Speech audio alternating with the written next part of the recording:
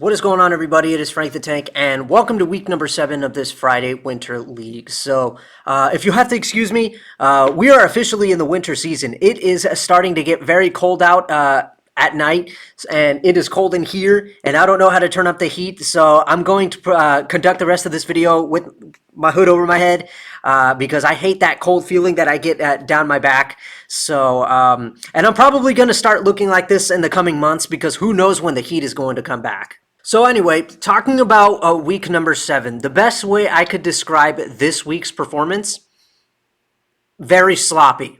But for good reason. I've been trying to work on my approach again, and I swear I feel like I keep saying that almost every week. But this time, I really have been trying to work on it because my approach, I want to say it kind of hit rock bottom with my approach. It's been at its worst. My footwork started to get really sloppy again. My release started to get really bad. Like I started to develop this get back into this habit of releasing the ball with my hand up the side of it rather than behind it. Yeah, I kept falling off balance at the foul line a lot. It was just absolutely horrible. And I finally did the one thing that I probably should have done a long time ago, and that is I acquired some help. So I went to the pro shop, talked to my PSO about what has been going on with me, and I showed him one clip because that's all he needed. That's how good he is. I showed him one clip in slow motion, and he was instantly able to point out 3 things that needed fixing. Those 3 things were, number 1, knee bend. At the release point, I had no knee bend. My leg was just straight at the release. That needed to be fixed. That was no problem. I can instantly add knee bend back into my approach. That's no problem. The second thing he noticed was how my elbow on the downswing would start to turn right, and that would lead to me getting up the side of the ball with my hand at the release point. Number 3 was the direction that my shoulders were at the release point as well. So the knee bend thing, we can fix that, no problem. I know how to do that. I used to do knee bend before, but ever since this little accident, and it wasn't a pretty big accident, but it was one that I did hurt my leg a little bit. Like I didn't break it, it was just bruised, or no big deal. It healed up. But that little accident led me to have some fear about, being on my left leg, because remember, my left leg is my slide leg, and I put all that weight on it at the release point, and then the knee bend part, I just had this fear that I was going to re-injure my leg, even though there was nothing there to worry about. But I've gotten over that because that was like over a year ago, and actually it was at the time, if you guys watched the Sonic and Supersonic ball review video that I did, it was around that time that happened, and from that day all the way up until recently, I've had that fear of adding knee bend to my approach, and so I've gotten used to having my legs straight up at the at the release point. But like I said, knee bend, I could totally add that back into my approach, no problem. My elbow, the direction of my elbow on the downswing, changing. That definitely needs a lot more time for me to get the hang of that, because any of you who have ever tried to work on keeping the hand behind the ball, it's tough because, the feeling of it, when you keep your hand behind the ball and you try to hook it, it feels like you're not hooking it, and you just want to get your hand up the side of the ball because that will feel like you're hooking it, but you're not supposed to do that. So that was the tough part for me, trying to add that back into my approach. But, that thing of keeping the elbow, from turning, that was a really good way for my PSO to put that. Like, just keep that elbow from turning, and you'll keep that hand behind the ball. It's like a pool shot, when you're going like that, the elbow doesn't go like that. It would be stupid for you to do that. So it just stays like that.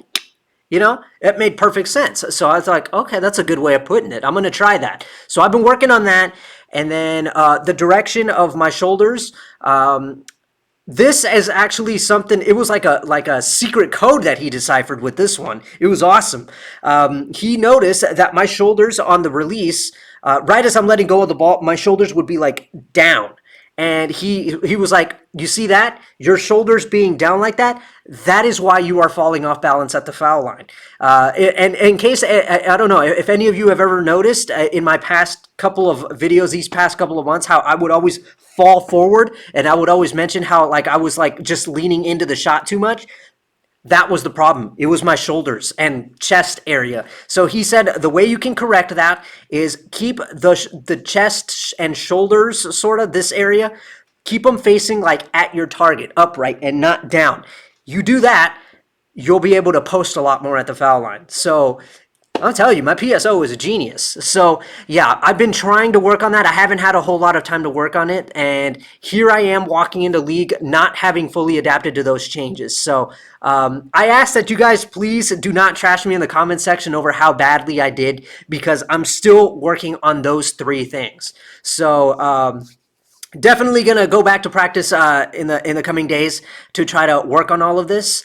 And yeah, I just hope I can get it down before the next week. But, you know, these kinds of things, obviously, you're not going to get them quickly like that. These things take time.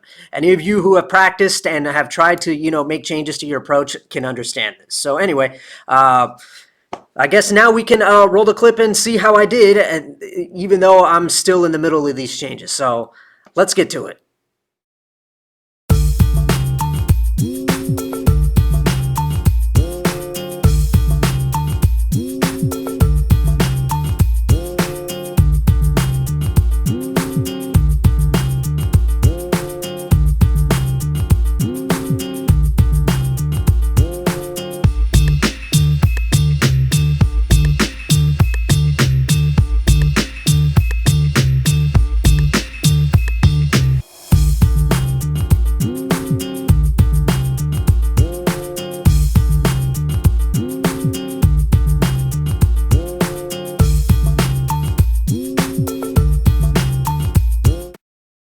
Alright, you guys, here we go for week number 7. So, if you'll notice, I packed 4 strike balls instead of 3. I packed the Zen Master, the Hustle Wrap, the Nuclear Cell, and the Pitch Black, and a spare ball. So that's 5 that I took to league. And usually, you guys have seen it, for as long as I can remember, I usually only pack 3 balls and a spare, but for this one I decided to pack 4 and a spare because I walked into this one feeling completely lost. Why did I feel like I was completely lost? Because of my approach. It's still a work in progress, and I walked into this thing feeling like I was unprepared, like, oh my god, I'm so not ready for this. My approach is still not where it needs to be. I'm working on my release, working on keeping the shoulders up, working on, you know, I'm working on all these things, and I walked into this thing feeling so unsure that I was going to be able to perform at my best here because of all of this. So I knew for a fact that I was going to walk into this thing playing really sloppy. So, you know, I didn't want to feel like, you know, I felt like packing these four bowling balls would help me, you know, feel a little bit less nervous, because obviously, you know, I have more bases covered. And yeah, I mean, I know it sounds kind of dumb, but that's just the way I went about it. So I didn't really have a whole lot of time in the 10 minutes of practice to test out everything to see what would work and whatnot. So I kind of felt like I had to like just play it by ear, if you know what I mean. So what I did here was I picked up the Hustle Wrap, great ball for house shot. You guys know that, nothing too serious. I stood on 18, and this is what happened.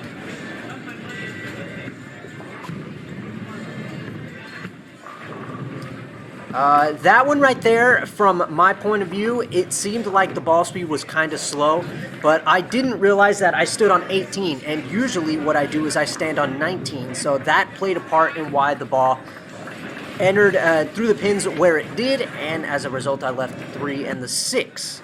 So yeah, I hadn't used the Hustle Wrap in quite a long time, so I had totally forgotten where I usually line up with this ball. Now, as crazy as it may sound, after that one shot with the Hustle Wrap on the right lane, I immediately like came to the conclusion, like, you know what? I'm just not feeling it with this Hustle Wrap, and I know that the Zen Master had had the better look. I actually did get like 2 or 3 decent shots with the Zen Master in the 10 minutes of practice, so I figured, let's pick that one up. I felt like it was the best bet. So I threw that, and yeah, that one right there, I stood on 17. I threw my shot, and it seemed good. Like I felt like I played it on the right line, but as you can see there, I wasn't left enough. So I thought to myself, maybe it's better that I stand on 18 the next time I get back on this left lane. And maybe because of what I saw on this left lane, I figured I'll take the Zen Master over to the right lane and try to stand on 18 there and see what would happen. Okay, so actually a quick little correction. I don't know what prompted this, but I actually made the move to 18.5 rather than 18.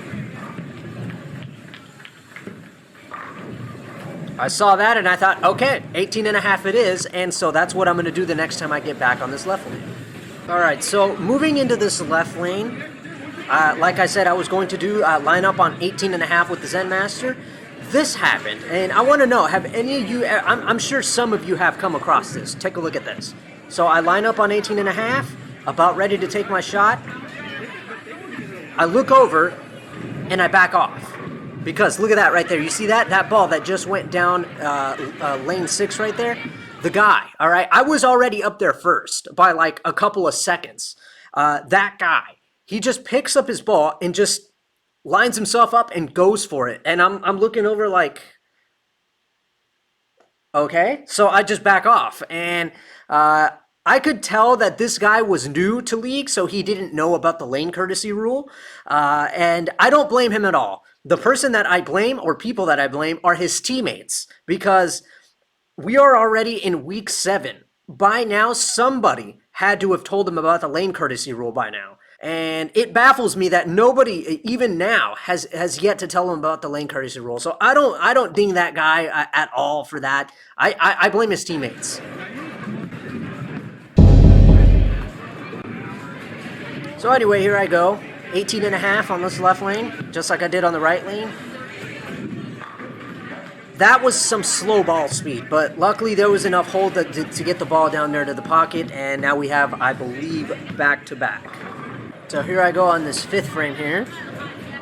Or at least I think it's the 5th frame. Already I'm losing count, so yeah, I fell off there a little bit, and to me, when the ball was traveling down the lane, it was looking like it was good, but then I saw that light hit and thought, I don't know what happened, but then I realized throughout the night, I was actually paying attention to the track flare on that bowling ball, and I could tell from the position of the track flare how inconsistent I was on my release. Sometimes the track flare would be over the middle finger, sometimes it would be to the left of the middle finger. I'm telling you, I was very inconsistent in my release. That goes to show you that I really do still have to work on that release.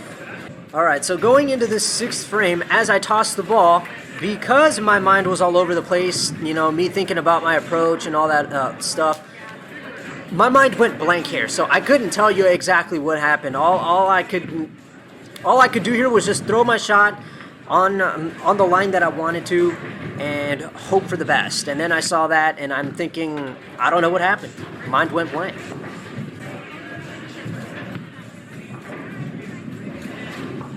I was definitely worried about how this whole work in progress with my approach was going to affect my spare shooting, but it's nice to see that I can still pick up something.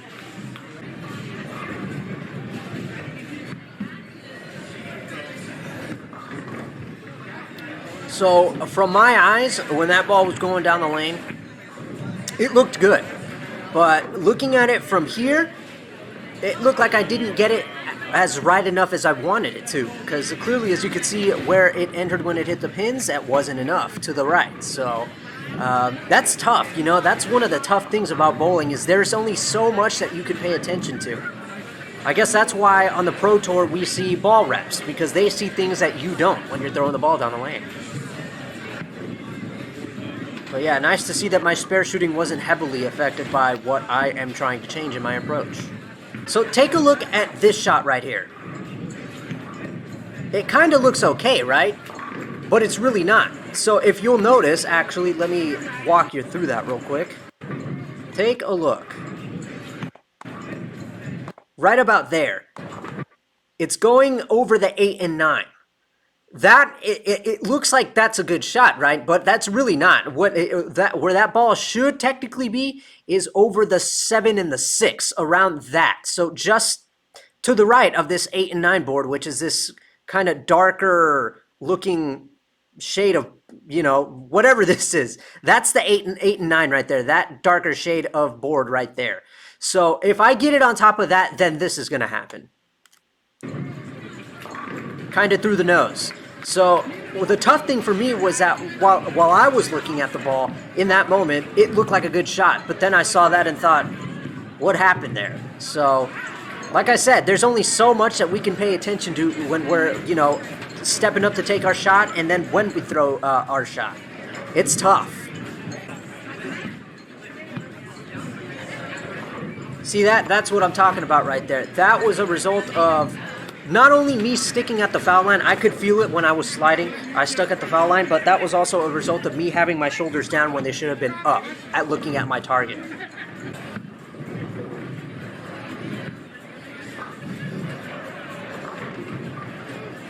All right, that one right there, it was actually on the right path, but the problem was how I released it. And I could tell because I remember when I stepped up on in the 10th frame on the left lane to take my shot.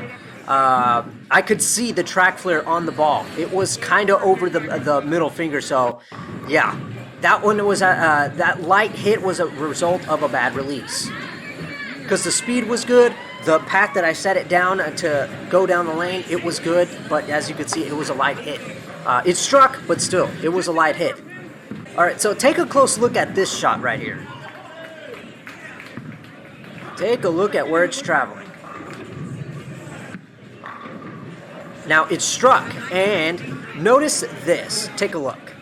Now, that other shot that I was on the left lane where it went through the nose and I didn't strike, here's the big difference.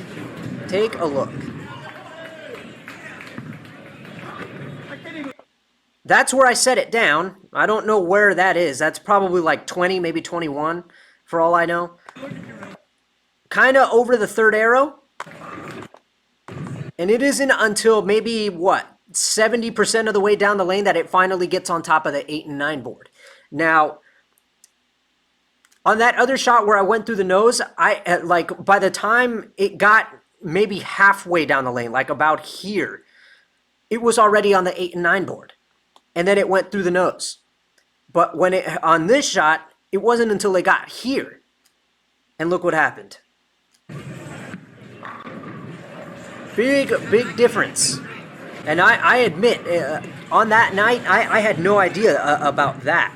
Like I said, there's only so much that you could pay attention to. See that? That was too far to the right, way too obvious. Got kind of a light hit. It struck luckily, but man, that was way too far to the right of that 8 and 9 board.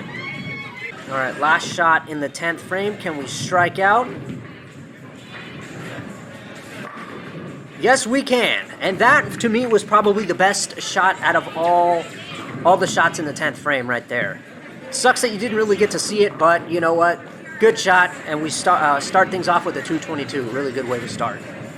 All right, so here we go for game number 2, continuing with the Zen Master on 18.5.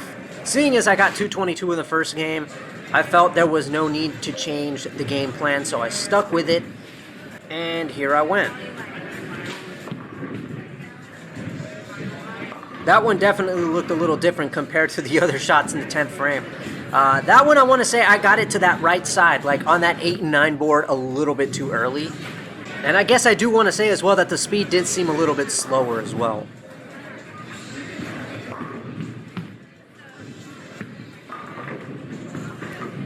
That's not really the proper way of picking up the 3, 6, 9, 10, but hey, it's not how, it's how many, right?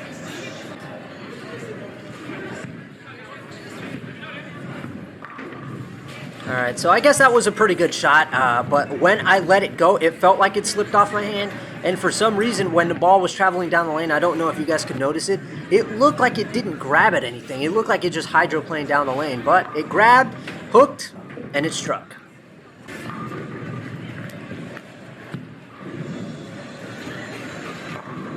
that was easy and obvious.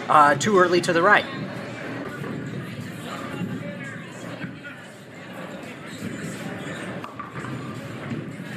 All right, on that shot, I started noticing it was a little bit drier down lane, seeing as how what ended up happening right there, because I know for a fact that the path that I set the ball to go on, traveling down the lane, was correct, but because that happened, I thought, okay, maybe it's time to move.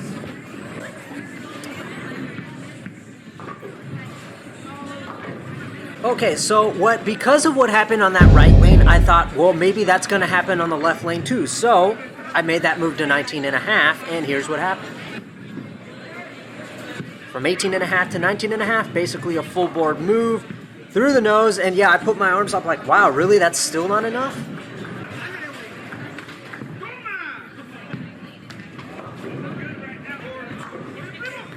Alright, so I thought to myself, because of what happened on the left lane, I thought, okay, maybe going to 19.5 on this right lane wouldn't be the smart move. So I thought, let's try 20.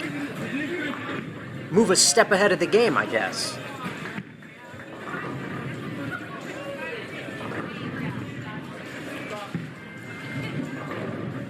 Okay, so that one, instantly, like, off my hand, it looked like I got it left. But as you can see, somehow it magically held all the way to the pocket down there. And I ended up somehow leaving a 9-pin. I don't know where that amount of hold came from, but it didn't go Brooklyn or anything like that. I ended up leaving a 9-pin. What kind of sorcery is this? Alright, so you know the drill. On the right lane I was on 20, decided to do the same on this left lane, board 20, and to the right way too early. Hit the oil, never came back, and as a result, I think it was because of this shot that I thought, you know what? I'm struggling. I'm beginning to lose my mind trying to use this ball. I'm losing my focus. I think that the best option for me personally would be to do a ball change. So I told myself, when I get up on this right lane, I'm going to do something different.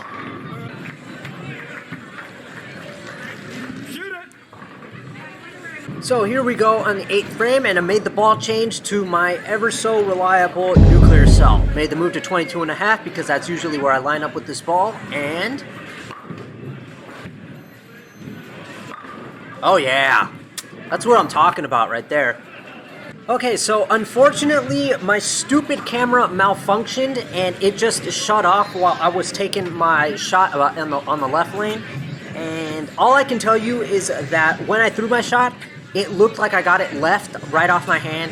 But again, that magical hold, like we saw with the Zen Master on the right lane, I got that same kind of hold on this left lane, and it held to the pocket and it struck. So that's all I can tell you about what happened in the 9th frame. I hope my stupid camera doesn't do this again. But here we go on the 10th frame. Looked a little too far to the right, which it was, obvious indication how the ball hit the pocket, way too light, ended up leaving the 7.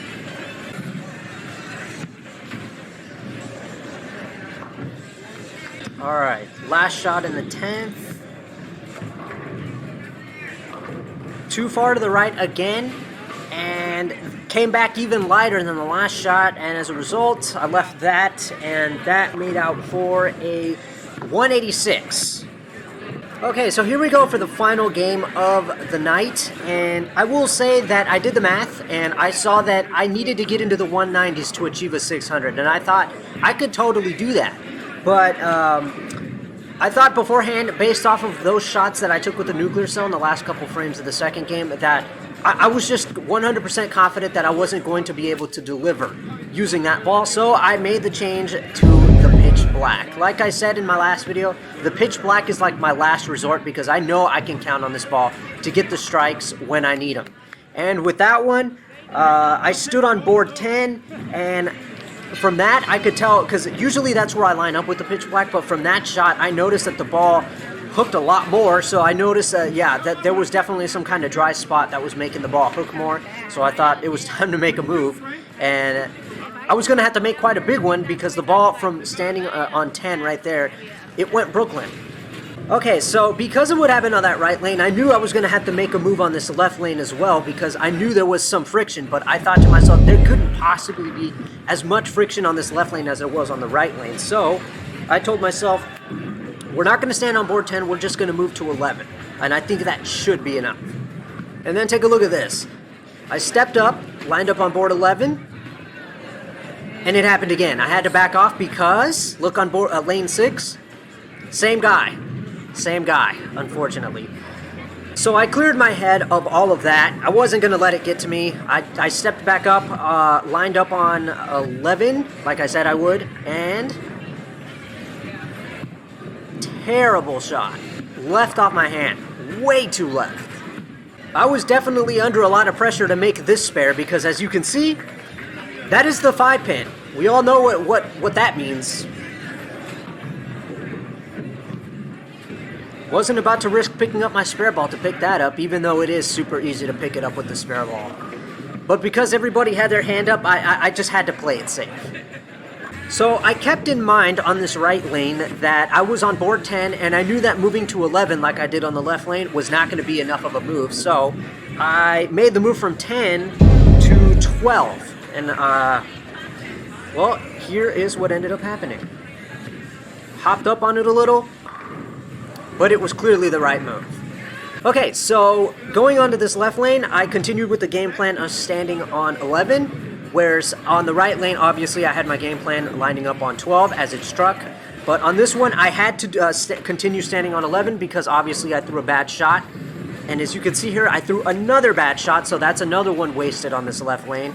And now I was going to have to wait till what? Let me see, the 6th frame, I think that's when I'm on the left lane again. I was going to have to wait till then to try testing out lining up on 11 again to see if it was a good shot or not. Check out how unlucky this is. Placement looked good, but it wasn't enough to get the pin to really slide over and knock out the 10. Alright, so I want you guys to take a close look at how this, what this ball does when it rolls down the lane. Keep in mind, I'm lined up on 12 here. Look at that. It grabs at something right there, and it turns a lot. And then I'm thinking to myself, wow, already I've got to make another move. And it didn't seem like I got it to the right too early either. Alright, so here I go on the left lane again, having to test out lining up on 11 to see if it is the right move or not.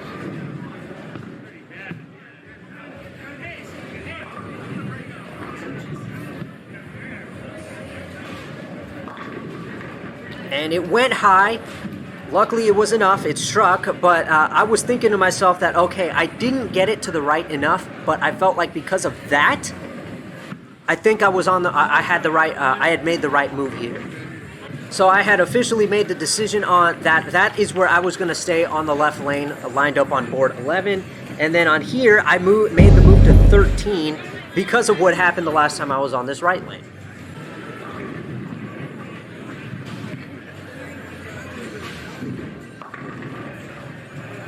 Yeah, so for that one, I can't remember exactly what happened there. Part of me wants to believe that maybe I didn't let go of it the right way, but I mean, I did write down in my notes that I felt like I didn't execute the right shot, but you know, based on the way that ball was rolling, it looked like I didn't really let go of it either the right way.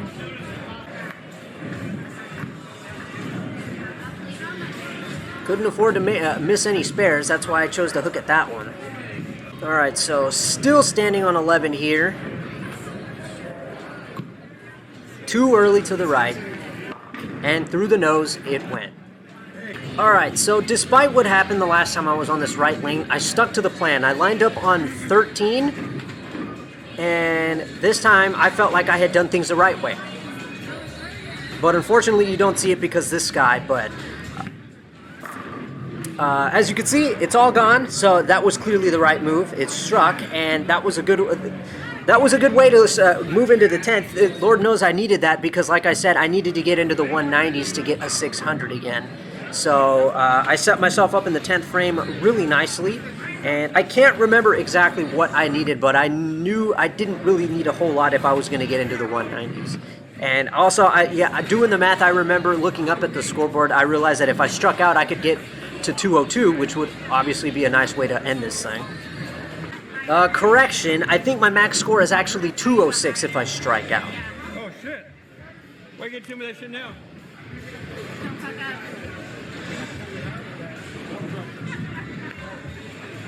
Should I see if I have the car keys? Alright, so for this shot, again, I continued on 11, and this was the absolute worst time for this to happen. Take a look. Shot looked good, right? I turned around and was like, done. I was over it. I picked up my spare ball in complete anger. I wanted to chuck it down there. I was just done. I wanted to get the heck out of there. Everything was ruined as a result of that 710. Like, I literally looked up to the skies and thought to myself, why now?